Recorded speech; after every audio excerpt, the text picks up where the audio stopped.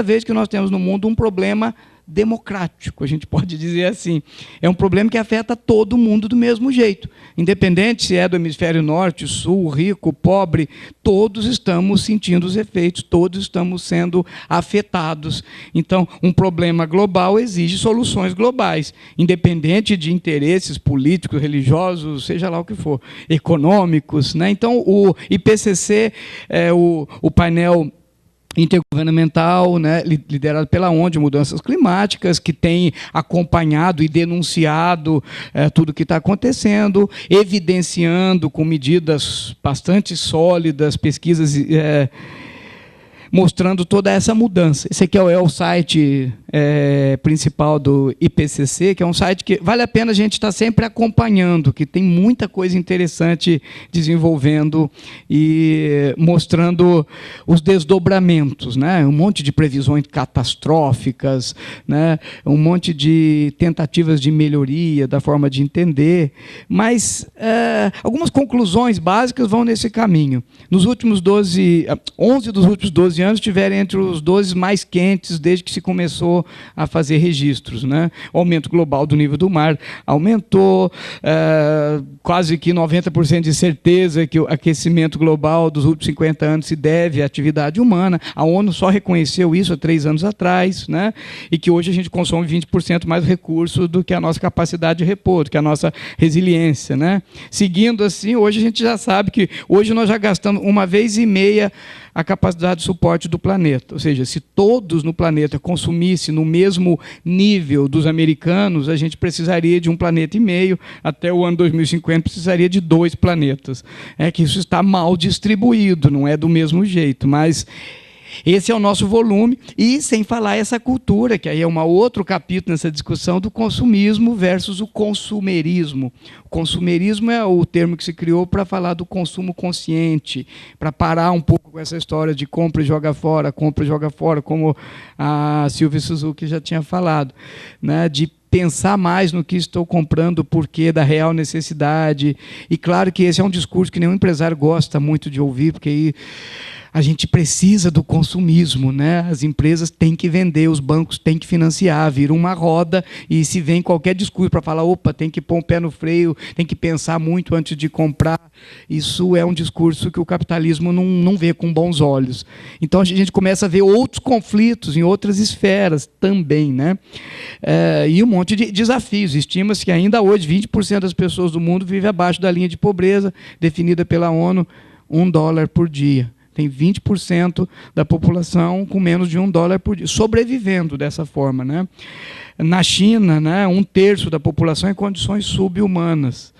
É muito interessante ver essa realidade, né? E sem falar todo o desafio da inclusão social.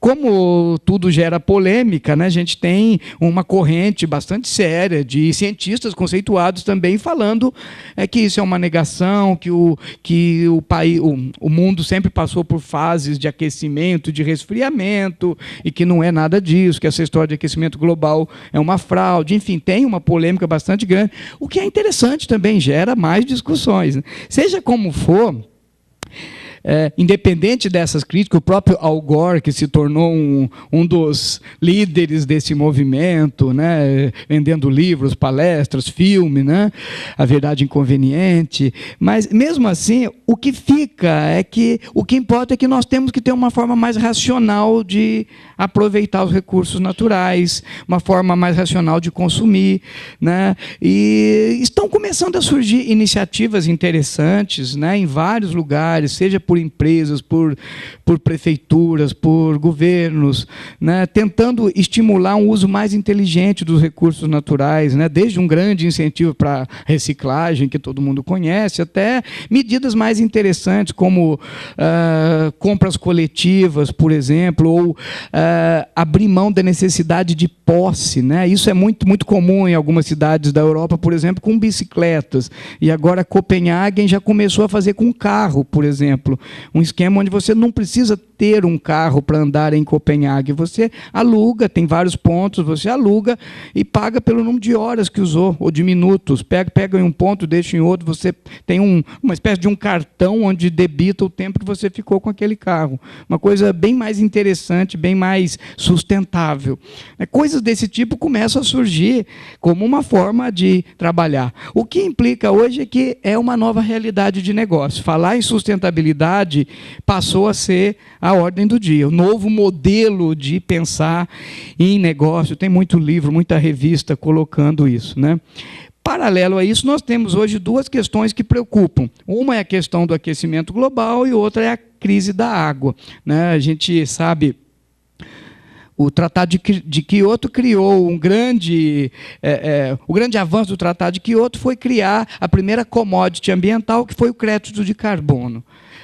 Ao que tudo indica, a próxima commodity ambiental que está sendo trabalhada e que deve vir à tona até, esperam os responsáveis da ONU, que até por volta de 2020 a gente já tem um tratado para isso. Vai ser alguma coisa ligada à água potável, o que provavelmente fará do Brasil mais uma potência ambiental. Afinal, nós temos a maior reserva de água doce do mundo, sem falar o aquífero Guarani e tudo mais, né? Mas a água é o novo problema, seríssimo para a sustentabilidade. A gente sabe que metade da população mundial tem problema com abastecimento de água, né? Os próprios dados do BNDES, 63% das internações de crianças com menos de 10 anos estão associadas à falta de saneamento básico. Coisas bastante complicadas, né? Cerca de 80% das doenças e das mortes estão relacionados a águas contaminadas nos países em desenvolvimento. E sem falar a nossa insustentabilidade também. Aí tem toda uma defesa, né? Eu trouxe alguns dados interessantes só para levar uma reflexão. Tem alguns mais exagerados que defendem que todo mundo deveria ser vegetariano, que a gente não consegue, a gente gasta menos água. Não é ser tão exagerado assim, mas são dados que chamam a atenção, né? Para se produzir 1 quilo de carne bovina, gasta-se aproximadamente 15 mil litros de água durante todo o ciclo, né? Suína, 6.000, e cereais em torno de 1.200, milho, soja. Claro que são médias, mas serve de reflexão, né? Como que a gente está usando esse recurso. Claro que a água tem um ciclo normal, a quantidade de água doce disponível no mundo sempre foi a mesma, o ciclo se fecha, o problema é que a gente está poluindo, a gente está sujando e ela não se renova da mesma forma. Então, esse é um outro grande desafio, né? E principalmente o uso inadequado para fins agrícolas, principalmente a irrigação, que se perde muito por evaporação, e a gente tem uma ineficiência quando faz uma irrigação por aspersão. Enfim, água é o outro ponto, né? E eu queria falar rapidinho sobre o Tratado de Quioto, que é um marco, né, que foi um grande avanço, às vezes pouco entendido, né? Mas a ideia básica do Tratado de Quioto, e que foi um marco, é que foi a primeira vez que nós chegamos a um instrumento importante econômico e ambiental. Até então, antes do Tratado de Quioto, falar em meio ambiente não batia com a agenda empresarial, né? Era uma coisa para utópico, para ambientalista, que estava fora da realidade. O Tratado de Quioto, com todos os defeitos que teve o grande mérito de aproximar a ecologia de economia. Falou a língua do mercado, transformou ações ambientais em resultados financeiros. Aí os empresários, independente de ter preocupação e responsabilidade ambiental, isso interessou aos empresários, falou a língua do mercado, né? Então, na verdade, esse acordo foi firmado em 97, em Quioto, na reunião que ficou conhecida como Rio+5, né, 5 anos depois da Rio 92, se discutiram que algo tinha que ser feito. Depois de muita discussão, muita rodada, chegaram a esse número, né, que uma meta seria diminuir as emissões de gases em 5,2% em relação aos índices apresentados em 90. Por que 90? Porque 1990 foi o primeiro ano onde todos os países membros da ONU começaram a medir suas emissões de gases usando o mesmo método.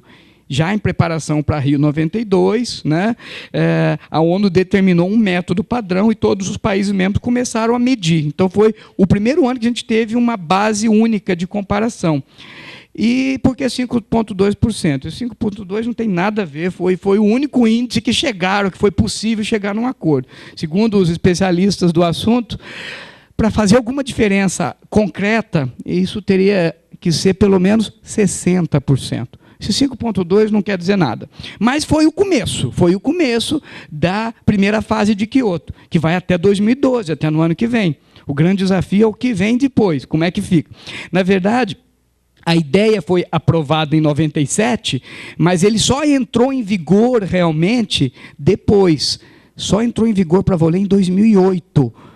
Porque o protocolo falava só 3 anos depois que todos assinaram, ou seja, todos, um grupo de países que juntos representarem pelo menos 60% das emissões de gases. Isso só aconteceu em 16 de 2 de 2005, quando a Rússia assinou. Tá? E aí nós tivemos um grupo de 141 países, claro que os Estados Unidos ficaram de fora. Na época, os Estados Unidos era o maior emissor de gás, hoje ele já perdeu para a China já emite mais gás do que os Estados Unidos, mas nem China, nem Estados Unidos assinaram o Tratado de Kyoto. Independente disso, a gente começou a funcionar e os créditos de carbono começam a ser negociados a partir de 98. A bolsa que mais negocia crédito de carbono é a Bolsa de Chicago, independente dos Estados Unidos terem assinados ou não, eles estão negociando. Ficou simbólico, eles têm a autonomia entre estados, né? O então presidente Bush não assinou, esperava-se que Obama assinasse, também não assinou até hoje, porém o estado da Califórnia, pelo Schwarzenegger, assinou naquela época, eles têm essa autonomia. Então, a Califórnia é signatária do Tratado de Kyoto. Resumindo, a ideia do Tratado de Kyoto foi reconhecer o seguinte: os gases que estão hoje causando o efeito estufa foram emitidos há 100 anos atrás. Não é nada novo. Ou seja, aqueles que emitiram primeiro têm mais culpa no cartório. Então, o conceito ficou interessante. Dividiu o mundo em 2 grupos de países. Países do anexo 1, que se industrializaram até 1960, e do anexo 2 de 60 em diante. Fixou-se metas diferentes. Aliás, eles não falam metas, falam compromissos, né? Que foram esses aqui. Então, a primeira fase, que começou a valer em 2008 e acaba no ano que vem, os compromissos foram esses. Para os países do anexo 1, reduzir em 5,2% em relação a 90, e países do anexo 2, no qual nós estamos, Brasil, Índia, né? Não tem compromisso nenhum. O que é muito interessante, porque tudo que a gente conseguir provar que reduz, no caso do anexo 1, tudo que um país ou uma indústria conseguir provar que reduziu além daquela meta, vira crédito de carbono. Se nós não temos limite até 2012,